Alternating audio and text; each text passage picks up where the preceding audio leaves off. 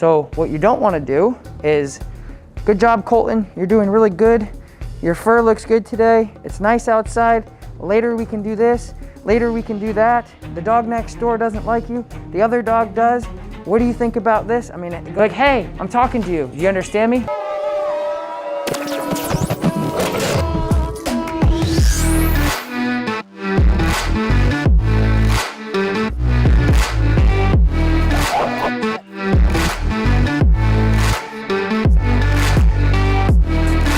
No. Hey, what's going on, guys? Tom Davis here, America's Canine Educator. Thank you so much for joining me today. If you guys don't know, we have people from all over the country every single week coming in to work with me, and I'm so grateful for that, and I'm so grateful for you guys at home watching. If you guys haven't yet, do not forget to like this video, smash that subscribe button, and today I have a wonderful video, and we're gonna be talking about something I haven't really talked about before on this channel. We're gonna be talking about pressure, guys, how important pressure is in building an obedient dog, a well-behaved dog, a dog that you can understand, building a good communication, building a better relationship with your dog, voice pressure, physical pressure, body pressure, spatial pressure, and all of the above, and how important and how much of an impact you probably don't even realize that you're doing with your dog. We're gonna get in all of that stuff in this video, and I hope you guys like it. If you haven't yet, do not forget to cop yourself some No Bad Dog merch, as well as like this video, smash that subscribe button, and let's just get right into it, guys. Here we go. Break. So what I wanna do is just switch to the training leash, which is gonna be 4 foot, and then this is a slip collar. So the way that this works is when he pulls on this, obviously there's no consequence for that. He's like, okay, this is what I'm doing, this is whatever. So the slip collar is just something that we have pre-made here, and then I'll kind of make it customized for him for now. You don't have, you can take this, you don't have any like engagement with him at all. So he's just doing whatever he wants to do. And so there's 2 things that come with that. There's obviously like a lot of obedience problems, and then there's a lot of behavioral problems you'll get from that as well, because he's just, like you said, he's beating his own drum, like he's doing his own thing, and that's a problem, especially with any dog. It doesn't matter what their age is. So I'm gonna tune him up on the slip collar, something, if you guys watch my videos, you'll know that I do almost every dog. So what that does is it creates engagement. So I'll say, hey, like, hey, pay attention to me. And hopefully, we don't know for sure, but hopefully my goal is for him to start looking at me. So when he's on the leash with you guys, it's just like this. And so we need to create that like, pay attention to me type thing. Heel. Good job. So I'm starting to get his attention here. Heel. Yes, good heel. Good job, buddy. There's like a micro macro to this. The micro is, on the smaller level, is he's being more obedient on the leash, which is good. But the bigger picture is his mental state of mind is gonna get better and better over time. So he's gonna be less like all over the place mentally as well. I don't want him to not be a dog. So I want him to look around, I want him to be suspicious of other things and mentally invest into other things to say, hey, what's this? I'm in a new place, whatever. But I don't want him pulling. I don't want him non-responsive to me. So when I turn and I say heel, I want him to do it. If he doesn't, I give him that quick pop. It'll change his life forever, and it'll change your life if you are consistent with it. I'm gonna walk you through this process really quick, that if you have it, it doesn't just him, it's applicable to any dog. And anybody that comes in here and trains with me, I want you guys to have enough information, skills, knowledge, practice to go and train other dogs. It's not just for him. I want you guys to know how to do all of this, which is why I talk so much, is because for me and him, the session would have been over by now. He would have been back into his crate and I would have grabbed another dog. But you guys have to go home and make sure that you can do this. And that's where the work comes in. And that's why I'm so hands-on sometimes, but I'm also super hands-off sometimes, because you guys got to learn how to do this. So watch my leash pressure is very big. So so here, like I apply pressure, right, like that to correct him. Anytime that your elbow comes up, you're punishing him somehow. So your pressure on the leash is very crucial for the dog. So you got to make sure that when you're handling and he's doing everything right, you're nice and relaxed. So it's really good, like pressure release system. You got to be conscious of that. So don't walk around like this, because you're already correcting him 75% of the time. So when you actually need to punish him, you have very small leverage. So when you're here, heel. Good. You're nice and good. The other thing that everyone does that you shouldn't do is looking and talking to the dog. So what you don't want to do is this and then a bunch of white noise. Good job, Colton. You're doing really good. Your fur looks good today. It's nice outside. Later we can do this. Later we can do that. The dog next door doesn't like you. The other dog does. What do you think about this? I mean, it goes on and on and on and on. And people don't realize that they do that, but you have to realize that it's very detrimental to your relationship, because you're trying to teach a dog very singular words of the English language. And it doesn't matter what you use. You can say popsicle, spaghetti, and meatball, and they can all mean sit down, stay. It doesn't matter. So you just have to make sure that when you're working with him, that you're not giving him anytime you give the dog information that he doesn't understand, and the more you do this, right, then when you actually need to say something and communicate to the dog, they're like, why not? What else has changed? And you're like, well, before I was just monologuing and, you know, whatever. And they don't understand that.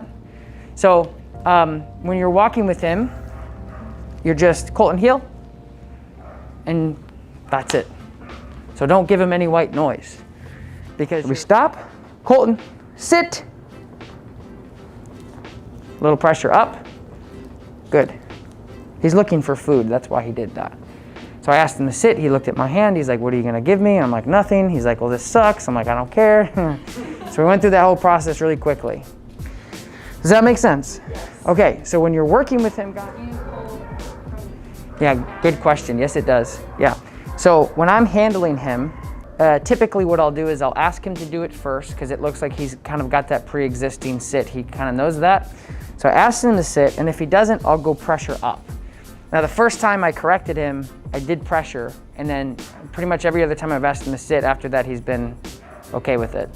So it would be pressure up if you're asking him to sit and he doesn't. When you're heeling with him and he moves forward, heel. When you're heeling with him and he moves forward, like what you want to do is you create an invisible line right here. And so I use like a lot of verbal checks too. So I go, just to like remind him. So if he heels past, I'll pop backwards, okay? So if he goes forward, I'll pop backwards like this. But the most important thing is I'm not pulling him, because that doesn't do anything, because you have to get his attention. And so that's what a correction is I'm correcting him because he's doing something he shouldn't be doing. And if you just kind of pull him back, you're gonna be gassing him up a little bit, especially with a dog that's nose down, stimulated, going after whatever they want to go after. If I just pull, he's gonna have a match with me. So you have to have that leverage to make sure you can come out and then pop. So now the break, super big. So again, I'm never gonna tell a dog to, hey, this is all the stuff you have to do, without also telling him, okay, now you don't have to do it anymore.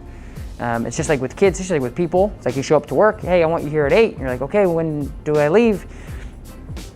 I don't know. You're like, okay, so is it like in an hour, or is it, who knows? So it becomes very, so when I do break, it's break. It's like very, and I have like a girly voice anyway, so it's easy for me to go really high, really quick.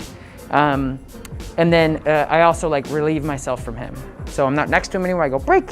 So I'm getting away from him as much as possible and letting him do what he wants. So when he's in his break, as you guys noticed, he pulled me over this way.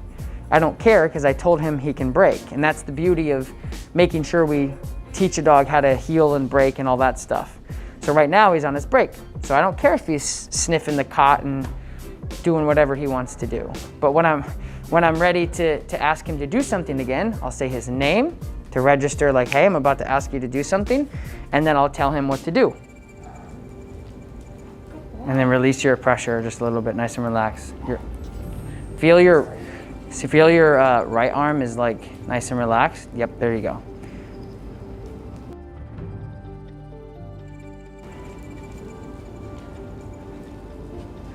So I'm gonna keep coming towards me and just slow down a little bit. But, so stop for a second. So Do you notice anything? He's pushing her? No. No. So walk towards me again. Heel. Heel. Tell him to heel. Good. So stop. Good. So like see how much pressure you're putting on that arm? So here, let me see him. So you're doing this. So this arm's good, but this arm you're still up here a bit. Okay. You don't realize it, and that's why I was seeing if you realized it. So like I said, you're putting 50% of the pressure on all the time. So when you need it, he's like, you know. So you want to go 0 to 100 really quick. But if you're 50 to 100, it's not as efficient or effective. So just remember, heel. Because you're in fix-it mode. That's why you're doing it. Because so even if you're like this, but not like this, it's still so much pressure. So just make sure, that's why I was trying to tell you, like, match your left arm with your right arm. Because that arm was good. This arm, you were still tight. And he'll pick up on that, like big time. So if you're walking heel, you just want to be like this. So see how nice and relaxed that is? There you go. Now just keep walking. Nice and relaxed. Good. Much better. Much better. Do you guys want to switch? You still have tension in the motion. It's tough. You're all good. Just keep practicing. So good. Good. Now turn the other way. Nice. Here, we're going to switch for a second, and I want to try something with you. I want you to hold this, and I want you to do it without a dog. Without a dog? Yep. So just do this. Okay. Yes. Okay, good. Now just walk and just pretend that there's a dog there. So see how much pressure you're putting on the dog? So put it down. Good. Now walk. There's not even a dog. See? Now still pressure though. So nice and relaxed. And then out a little bit. So you're right. So feel your right arm. Yep. That's how you want that arm to be. So go ahead and heel again. Still like. I'm still. Yeah. Just no. You're good. Just relax your arm. Good. Now heel again.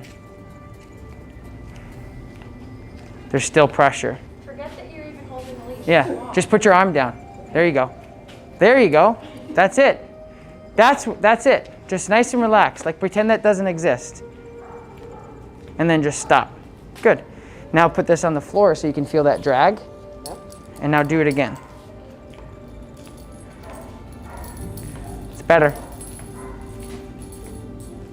Good. It's a lot better. Good. And then just stop. Good. And then, so like I said, I want you guys to basically become dog trainers. So those little subtleties of handling are so huge. Everything that we do with our dogs is a conversation piece, like everything. It doesn't matter if they're on the leash or they're off the leash. So if he's on the leash or if I'm using my body or whatever, it's always communication. There's always a line of communication going on. So you just have to remember that the more your communication is diluted and whatever, that's where your relationship goes. You're like, hey, I'm talking to you. Do you understand me? Not really. Well, I'm just gonna keep talking anyway, you know? So you just have to realize that on the leash, your body, your voice, everything about you is a conversation. And if you're not like precise, and if you're not like clear about what you're trying to communicate, your relationship goes to, I like you, you like me, we're roommates, this is great, we hang out, but the communication is not there. All right, you guys, thank you so much for joining me. Lakota and I are gonna go play some fetch. I appreciate you guys watching. If you haven't yet, do not forget to like this video, subscribe to my channel, and of course, cop yourself some No Bad Dog merch. If you haven't already, link in the description below. I will talk to you guys next time. I appreciate you so much, and so does Dakota. Peace. Yeah, know I'm sturdy like a Millie Rocket. Skin clear, still look young, Andy Miller knockers. Money in my pocket, don't call me a money pocket. Engine get to rocket, it sound like a thunder rocket. Yeah, I still love my baby even when it's toxic. Crazy like she Britney, but no, she don't shade the noggin. Russell Wilson way I get low and stay in the pocket. I get paid and do my dance like a touchdown. Yeah, I can't do no time, don't leave that gun around.